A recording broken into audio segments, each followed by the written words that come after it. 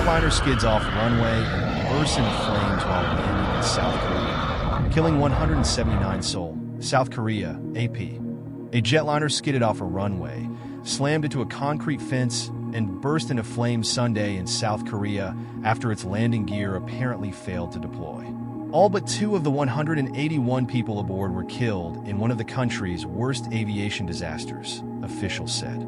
The 737-800 operated by Jeju airplane arrived from Bangkok and crashed while attempting to land in the town of Muin, about 290 kilometers, 180 miles, south of Seoul. Footage of the crash, aired by South Korean television channels, showed the plane skidding across the airstrip at high speed, evidently with its landing gear still closed, and slamming into the wall, triggering an explosion and generating plumes of thick, black smoke.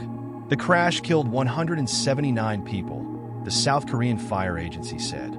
Emergency workers pulled 2 crew members to safety. They were conscious and did not appear to have any life-threatening injuries, health officials said. Lee Jong-hyun, chief of the Muin fire station, told a televised briefing that the plane was completely destroyed, with only the tail assembly still recognizable in the wreckage. Officials were investigating the cause of the crash, including whether the aircraft was struck by birds. Lee said the control tower issued a warning about birds to the plane shortly before it intended to land and gave the crew permission to land in a different area, ministry officials said. The crew sent out a distress signal shortly before the crash, officials said. Senior Transport Ministry official Ju Jong-won said workers retrieved the jet's flight data and cockpit voice recorders. He said it may take months for investigators to complete their probe.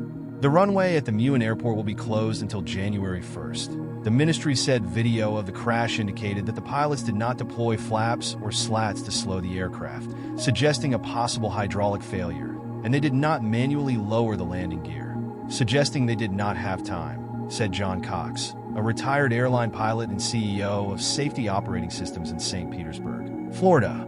Despite that, the jetliner was under control and traveling in a straight line, and damage and injuries likely would have been minimized if not for a barrier being placed so close to the runway.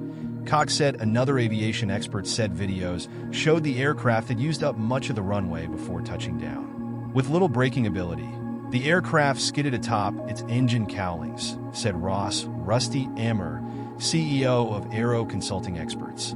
It's basically like skidding on ice, he said.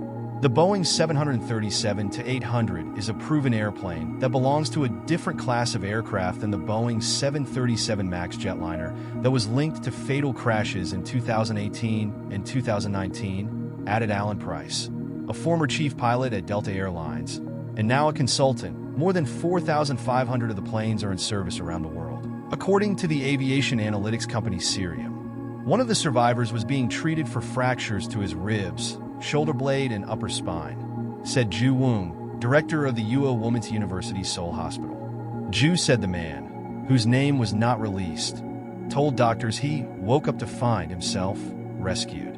Details on the other survivor were not immediately available.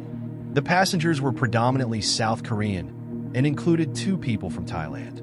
Officials identified 88 of them in the hours after the crash. The fire agency said that Thailand's Prime Minister, Paetongtarn Shinawatra, expressed condolences to the families of those aboard the plane in a post on X. Paetongtarn said she ordered the Ministry of Foreign Affairs to provide assistance.